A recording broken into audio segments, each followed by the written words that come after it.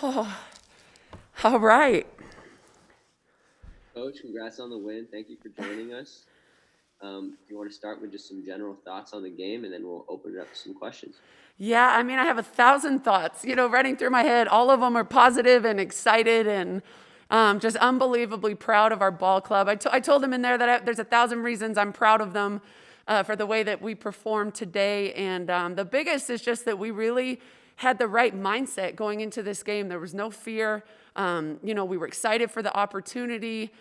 We didn't start out necessarily the way that we wanted, but our team rallied and really dug in and stayed really positive, with each other and with themselves, and just continued to compete on every single possession we competed. And just crazy proud, of how we played today. And Jack Carlo. Hey, JR. Hey. You just taking me through the emotions there in the last, when the buzzer hits. What was it like for you? I mean, I don't really know. Relief, maybe, because the last 2 times we played them, we were in the same scenario and, had our hearts broken twice. So I don't know if it was relief that we finished it or just pure joy, for our team to see them celebrating and smiling and, was just incredible, to see that.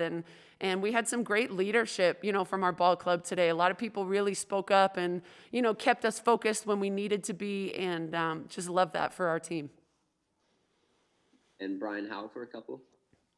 Hey, Coach, you're talking about all these positives, and you look at the individuals, there's so many of them. It starts with Maya. Yeah. Can you talk about just the performance of your senior, but then also touch on, if you could, Frida Foreman and how clutch she was in overtime. Yeah. Peanut coming back from, that fall in the first half. And Yeah. can you talk about those two as well? Oh, my goodness. Yeah, all of them just played so well. I mean, Maya was just unstoppable tonight. So 32 is a career high in points. She was scoring in every possible way. We're looking at it, how we'll get the ball here, we'll get her the ball there, get her the ball here, really just trying to feed her. And she did a great job against a fantastic defense, and was very consistent. So she scored the ball, she shot the ball well, she rebounded, and then 5 steals. That might be a career high for her as well. So Maya was just extremely consistent and pretty clutch, when we needed her.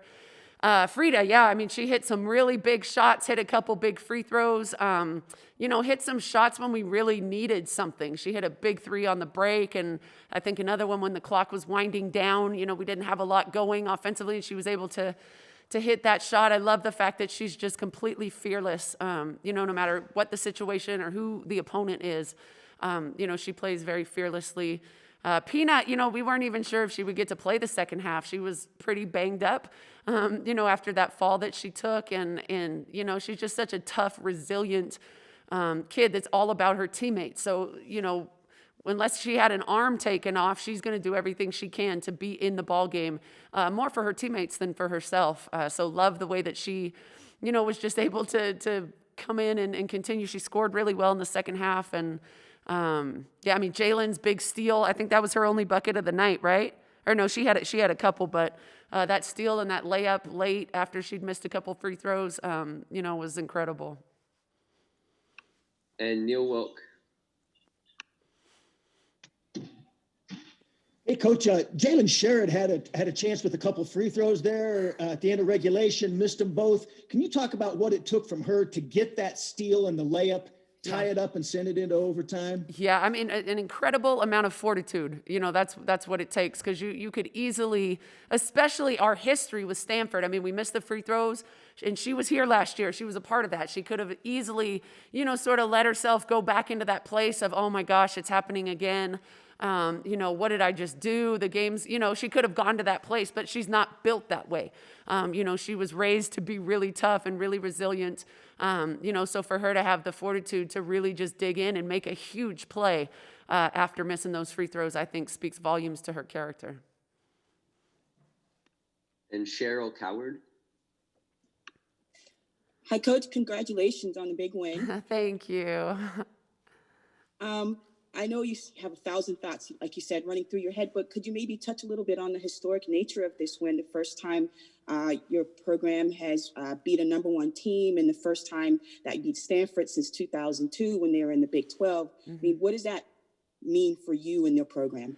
Well, it means a lot for, for all of us, who have been here. I especially, look to someone like Maya Hollingshed who, has been here for 4 years, and they haven't been the easiest years. There's, been those close games that we thought we could have won and didn't, or been so close.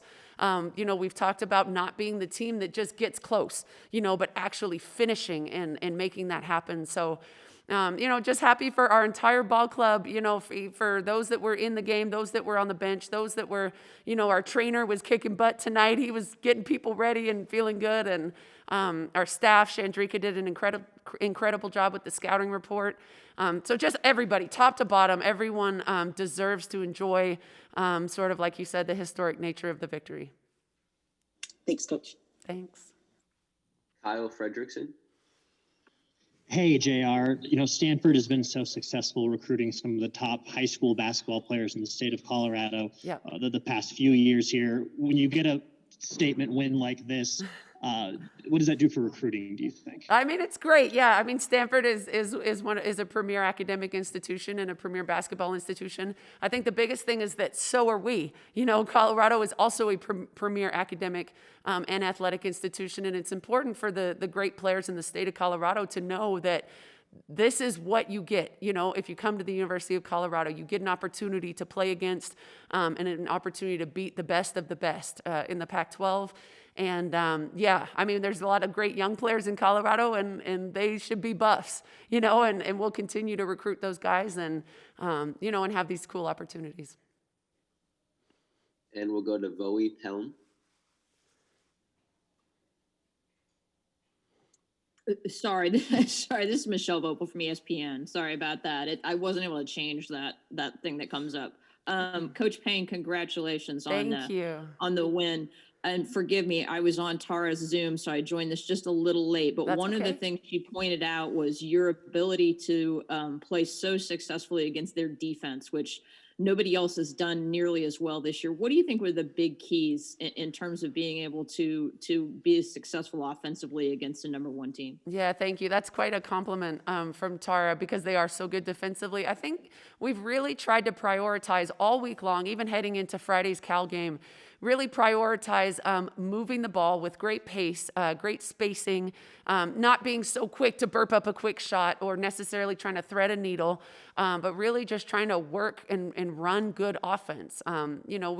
We have talented players on the floor that can do a variety of things, and really wanted our players to be able to find the shot or let the ball find the shot and not force anything. And then, of course, Maya Hollingshed was just really, really good tonight. And she is really, really good. So we were trying to, get her a lot of touches and looks at the basket, and our team did a good job of finding her, but then also being able to provide spacing and things like that.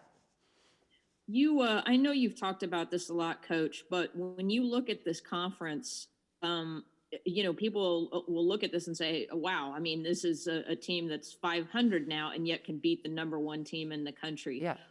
What does that say further about the depth of the Pac-12? Yeah, it's, people that are kind of outside of our Pac-12 world don't really understand how good the league is. 1 through 12, I honestly believe any team can beat any team. Everyone is very well coached. There's a lot of great athletes, a lot of very skilled players. But I love that. And I said going into this game, every player that came to Colorado chose this. They chose to play in the best conference in America. They chose the opportunity to play against number 1, number 5, number 7, almost every single night. So to rise to those challenges over and over again is really special. Thanks, Coach. Congratulations. Thank you. Monica Costello.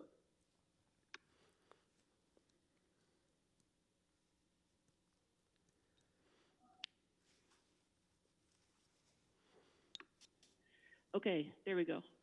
Sorry, Coach. First, congratulations. Thank you. I specifically just wanted to ask, what was the difference in the game?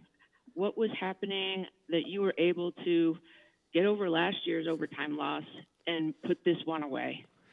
Well, I always say there's certain games that stick with you forever, and you can win a bunch of games after that, but there's some that you truly can't ever let go of. And for us and for our ball club, it was our 2 games last year against Stanford. We felt like we had played well enough to win, but yet we didn't. And we were a really young ball club. We still are. But we learned a lot from those losses, and we learned about closing, the details, making free throws when you need to, or, holding your huddle long enough to make sure we all understand time and score. Don't celebrate too early. Those are the types of things that I credit our upperclassmen right now. They did a great job today of making sure that our team was really focused in those closing minutes. Everyone was on the same page. We knew what we were doing defensively. So a lot of those things were great lessons that were learned from last year to this year. What was the difference in today's game? In just being able to finish.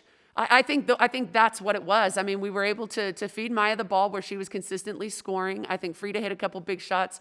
Obviously, Jalen's steal, and layup were huge, but it was our communication, that helped us solidify the win. I mean, we were talking defensively and we knew our coverages. We were executing coverages. And then on the offensive end of the floor, we knew what we were trying to get, whether we got it or not, on every single possession. We knew what we were looking for. We played with great urgency and effort on the glass. I think we had a bunch of O boards in the second half. So I think that was probably the biggest difference today. So basically everything. Yeah. I mean, to beat a team like Stanford, you pretty much have to be, dialed in for 40 minutes, and I think we were. Thank you. Back to Jack Carlo. Hey, Jar. I was wondering if you could talk a little bit more about the battle in the paint. I know you had Charlotte Whitaker playing significant minutes, and I think you guys were outscored in the paint significantly in the first half. Yep. Then what kind of changed in the second half? Well, yeah, I'm not sure how it compares. We still got beat in the paint by 16 points, so Stanford got us pretty good in the paint. But I don't know, we were just trying to be aggressive, and Stanford is so big, that we couldn't just plunk Maya or Peanut or anybody under the basket and throw them the ball. We had to try to pull them a little bit away from the hoop, and I think that helped. Maya's a great face-up shooter, and she was able to knock down some shots like that. But I mean, they're so good in the paint and so much bigger, than we are at a lot of positions. I think that contributed to, them getting us pretty good in the paint today. Brian Howell. Hey, Coach, just one last thing for me. You and I and people that watch your program know that Maya is a pretty good player and one of the better players in the Pac-12. But can a performance like this open people's eyes around the country and around the Pac-12 to really, truly how good she is? I mean, I would hope so. I don't think there's too many players that put up 32 against Stanford, because they are so good defensively. So, but Maya's a testament to what it looks like to work. I mean, she came in as a freshman and didn't have that skill set. She just didn't, and she'd be the first to admit it. But she's worked incredibly hard. She's very loyal, to this program and to us to be persistent in her pursuit of growth, both on and off the court. And she's really good. I mean, she can go to the basket, she can shoot, she can face up, she can do a lot of different things. And Dave Platty. Hey, Coach. Hey, Most Dave. number one teams that get up 8-0, game's over. What were you saying to your team at that point to get it back in the game? Well, it's interesting because I don't really light into our team too often, but I lit into them in that first timeout. I just talked about the only area that you can rest on the floor is on offense. You're not allowed to rest in transition. You're not allowed to rest on the glass. You can't rest on defense, and I thought that's what we did. We were getting beat in transition, which they're really good in transition, but it had to be a priority for us to be able to guard that. And then our team started talking. It wasn't just me. The team, really started saying what they needed to do, and got everyone really focused and dialed into what it would take to be successful. Great. And Monica, do you have one quick last one? Your hand's still raised? No? Okay. Thank you, Coach. All right. Thanks, you guys. Appreciate it.